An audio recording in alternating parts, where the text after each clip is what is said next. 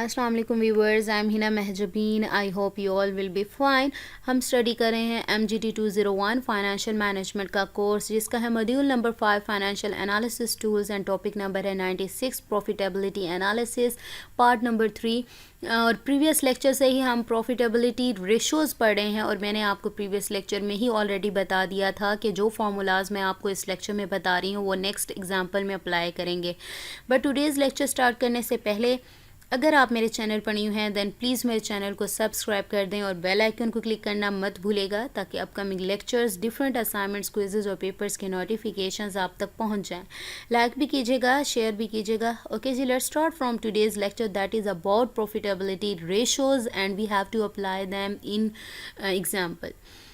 Example में data given है आपको, जो येलो कलर से मैंने हाईलाइट किया है वो यहाँ पर खुद सोल्व किया है। ये इसका पार्ट नहीं था एग्जाम्पल का, जो कि आपके नोट्स में गिवन है। फर्स्ट में आपको सेल्स गिवन है जो कि 100,000 है, ग्रॉस प्रॉफिट गिवन है जो कि 40,000 है, PBT जिसे मैंने प्रॉफिट बिफोर टैक्स कहा था, abbreviated as profit before tax, इस 10,000। इनकम टैक्स रेट गिवन है 30%। अगर मैंने यहाँ पर इनकम, क्योंकि मैंने प्रॉफिट आफ्टर टैक्स निकालना था जिसके लिए मुझे प्रॉफिट बिफोर टैक्स चाहिए था और अमाउंट ऑफ इनकम टैक्स चाहिए थी, क्योंकि आफ्टर टैक्स है टैक्स निकालने के बाद, यानी प्रॉफिट बिफोर टैक्स इतना था और टैक्स उसमें से मैंने माइनस करना था। तो मुझे इस रेट को यूज़ करते हुए मुझे amount of income tax find करना था, जिसमें मैंने किया 30% ऑफ 10,000 रुपीज़, जो कि प्रॉफिट बिफोर टैक्स था, उसकी अमाउंट निकाली। ठीक है, रेट अप्लाई कर दिया। तो मेरे पास जो आंसर आया 30 को 100 से डिवाइड करें 0.3 आता है, मल्टीप्लाई किया 10,000 से तो 3,000 रुपीज़ आया, जो कि अमाउंट ऑफ इनकम टैक्स है, क्योंकि यहाँ परसेंटेज में गिवन थी। और फिर अब प्रॉफिट आफ्टर टैक्स निकालने के लिए मुझे क्या करना था, प्रॉफिट बिफोर टैक्स की जो अमाउंट है, यानी यहाँ अमाउंट राइट करना था। ठीक है, जो अमाउंट है उसमें से माइनस करना था अमाउंट ऑफ टैक्स को। तो इसकी अमाउंट क्या थी 10,000 माइनस जो अमाउंट ऑफ टैक्स आई वो 3,000, तो मेरे पास 7,000 आता है। यहाँ मैंने जस्ट आपको सॉल्व करके दिखाया, येलो कलर वाला इस क्वेश्चन का पार्ट नहीं है, जस्ट ये दिखा रही हूँ कि इस तरह से इसको सॉल्व करके आप निकाल सकते हो। ठीक है, यहाँ इंटरेस्ट गिवन है 5,000 एंड डिप्रिसिएशन अमोर्टाइजेशन 11,000 है और इक्विटी गिवन है 80,000, जो कि उनकी इन्वेस्टमेंट है। टोटल एसेट्स जो हैं 120,000 के हैं। तो हमारी प्रॉफिटेबिलिटी रेशोज़ में पहले मैंने आपको बताया था मार्जिन रेशोज़ का। मार्जिन रेशोज़ में भी 3 रेशोज़ थी, आई थिंक वो थी। फर्स्ट वन है हमारे पास ग्रॉस प्रॉफिट मार्जिन, जिसका फॉर्मूला था gross profit divided by sales. अब यहाँ पर देखें ग्रॉस प्रॉफिट की जो वैल्यू थी वो क्या थी, 40,000 डिवाइडेड बाय सेल्स कितनी थी, 100,000। तो मैंने यहाँ पर जस्ट यहाँ पुटिंग की 40,000 डिवाइडेड बाय 100,000, तो डिवाइड किया 0.4 आता है। जब इसको परसेंटेज में करना है तो मल्टीप्लाई 100 कर दें तो वो 40% बन जाएगा। क्या करना है, जो आंसर आएगा डेसिमल में उसे मल्टीप्लाई 100 करेंगे तो आपके पास परसेंटेज में आंसर आ जाएगा, जो कि 40,000 है। And we have discussed gross profit margin is usually similar, nearly equal in one sector और industry, and the reason is that the cost of production or cost of sale is almost similar because of the nature of the business। ये mostly same ही जाता है, ratio same जाती हैं एक ही sector या industry में काम करने वाली जो बिजनेस करने वाले बिजनेसेस हैं उनमें। नेक्स्ट रेशो है हमारे पास नेट प्रॉफिट मार्जिन, जिसका फॉर्मूला था PAT, यानी profit after tax divided by sales. जब हम प्रॉफिट आफ्टर टैक्स देखते हैं हमारा क्या था, प्रॉफिट आफ्टर टैक्स है 7,000 और सेल्स हैं 100,000। अब मैंने आपको वैल्यूज़ दिखा दी हैं, जस्ट यहीं से पुटिंग कर रही हूँ। ठीक है, तो सेल्स हमारे पास हैं 100,000, डिवाइड करोगे answer will be equal to 0.07। जब इसे 100 से मल्टीप्लाई करोगे मीन्स परसेंटेज में करना होगा तो 7% आ जाएगा। ठीक है, this is the ratio which actually changes. Net profit यानी चेंज होता रहता है, varies because of the performance of the management, यानी मैनेजमेंट की परफॉर्मेंस जैसी होगी उसी तरह से वेरी करेगा, अच्छी है तो वो ज़्यादा अर्निंग करेगी प्रॉफिट की, कम है यानी कंट्रोल नहीं कर सकते अपने एक्सपेंसेस को, कॉस्ट को, देन कम होगी। If the management is keeping the cost under control this ratio will be higher, यानी कंट्रोल में है उनकी कॉस्ट, उनके जो एक्सपेंसेस हैं वो हद से नहीं बढ़े तो क्या है ये रेशो यानी नेट प्रॉफिट जो मार्जिन है वो ज़्यादा होगा, ज़्यादा अर्निंग करेगी प्रॉफिट का। That is the cost of operations which is marketing, administrative, general sales and other expenses, यानी ये एक्सपेंसेस है। नेक्स्ट है EBITDA मार्जिन यानी EBITDA यानी जिसमें मैंने बताया था इंटरेस्ट भी है, टैक्सेस भी हैं, डेप्रिसिएशन, अमोर्टाइजेशन है, अर्निंग बिफोर, ठीक है। तो इसमें इसका फॉर्मूला क्या है, EBITDA यानी EBITDA डिवाइडेड बाय सेल्स। अब इसका फॉर्मूला मैंने प्रीवियस लेक्चर में भी आपको बताया था, इसका फॉर्मूला है profit before tax plus interest, ठीक है।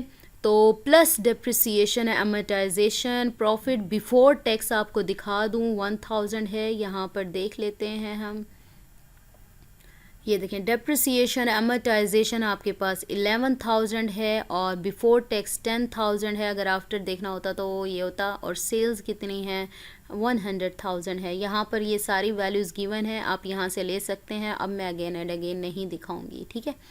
बिफोर टैक्स 10,000 है, इंटरेस्ट 5,000 है, डेप्रिसिएशन अमोर्टाइजेशन 11,000 है, जब इनको ऐड करते हैं 26,000 इसकी वैल्यू आ जाती है। और हमें पता है इसको EBT यानी EBITDA डिवाइडेड बाय सेल्स करें, यानी डिवाइड सेल्स हैं 100,000 डिवाइड किया 0.26 आता है, मल्टीप्लाई 100 करूं यानी परसेंटेज में कन्वर्ट करूं तो 26% आंसर आता है। This ratio will be higher than the net profit margin, क्योंकि अगर देखा जाए तो ये नेट प्रॉफिट मार्जिन की जो रेशो निकाली ये वाली इससे हायर होता है। As the net profit margin will also be lower than gross profit margin. अगर लोअर ग्रॉस प्रॉफिट मार्जिन की वैल्यू देखूं तो क्या आया था, ये रहा 40,000 था और उससे देखें ये लोअर आया है, ठीक है। तो कंपेयर करके देख सकते हैं। नेक्स्ट है हमारे पास रिटर्न रेशोज कैलकुलेशन है। फर्स्ट हमारे पास था रिटर्न ऑन एसेट्स, तो इसका फॉर्मूला था profit after tax divided by total assets. मैंने प्रॉफिट आफ्टर टैक्स आपको दिखा दिया, हमने निकाला भी था 7,000 डिवाइडेड बाय टोटल एसेट, जो लास्ट में वैल्यू राइट की हुई थी 120,000। जब दोनों को डिवाइड करते हैं तो ये आंसर आता है, मल्टीप्लाई 100 करें तो 5.833% आ जाएगा। Ratio higher ratio as return on assets is always favourable, यानी उसके पास ज़्यादा वैल्यू के एसेट्स अवेलेबल हैं तो ये फेवरेबल होती है ज़्यादा होना। नेक्स्ट हमारे पास है रिटर्न ऑन एक्विटी यानी शेयर होल्डर का हिस्सा। This ratio is always more than the return on assets. देखा जाए तो ये क्या है, ज़्यादा होती है। अगर मैं इसका आंसर कंपेयर करूँ 8.75% आ रही है और यहाँ पर देखें 5.833 आ रही है, ठीक है। This ratio is that same amount of profit after tax जो वैल्यू आई है is divided here with the amount of equity, यानी एक्विटी यानी सेम अमाउंट, ये तो प्रॉफिट आफ्टर टैक्स है और प्रॉफिट आफ्टर टैक्स है, डिवाइडेड बाय टोटल एसेट्स और इक्विटी है।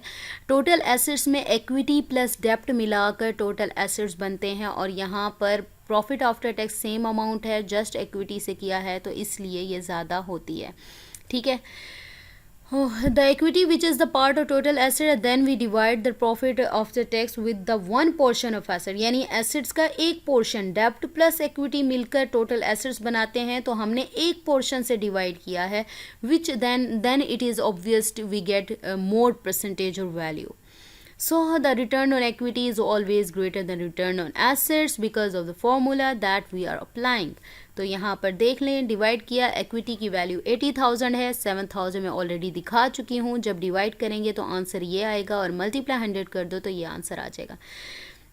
Last one ratio is return on capital employed, जिसका फॉर्मूला मैंने आपको दिखाया था। इसको मैंने कहा था EBITDA आई थिंक यही था, ठीक है। उसको फाइंड करके वो दिया हो तो उसकी वैल्यू हो तो आप जस्ट यहाँ पर उसी की वैल्यू पुट कर दोगे, नहीं तो profit before tax plus interest करेंगे। प्रॉफिट बिफोर टैक्स यहाँ 10,000 गिवन है, इंटरेस्ट 5,000 है, दोनों को ऐड करो 15,000 आता है और टोटल जो इन्वेस्टमेंट गिवन है यहाँ पर मैंने ऑलरेडी आप लोगों को ऊपर दिखा दी है, इसलिए बार बार मैं कंट्रोल नहीं कर रही, ठीक है। 120,000 है, ऐड करके डिवाइड करो 0.125 आएगा, मल्टीप्लाई 100 करो, the answer will be 12.5%। This ratio is relevant to all the financing providers, क्योंकि कैपिटल एम्प्लॉयड है, जो जो कैपिटल लगा रहा है, इन्वेस्टमेंट कर रहा है, फाइनेंसिंग कर रहा है, वो खुद इससे कंसर्न होगा इस रेशो से। Then the capital providers who have given that money और finance to run this business, and this is very important ratio for all of them. The return on equity ratio is very important for those people who have purchased shares and equity holders, क्योंकि equity से related है, जो equity holders हैं जिन्होंने shares खरीदे हैं, obviously वो इसमें concern होंगे ताकि उनको ज़्यादा से ज़्यादा return मिले। and for the management of the company, the return on total assets ratio and also margin ratios are very important, क्योंकि मैनेजमेंट की परफॉर्मेंस है उस पर डिपेंड कर रहे होते हैं। परफॉर्मेंस अच्छी होगी, वो कॉस्ट एंड एक्सपेंसेस को कंट्रोल करेगी, तो ज़्यादा से ज़्यादा प्रॉफिट अर्न कर सकेगी। So we have completed over today's lecture here. मुझे अपनी दुआ में याद रखिएगा, अपना ख्याल रखिएगा। टेक केयर, अल्लाह हाफिज़।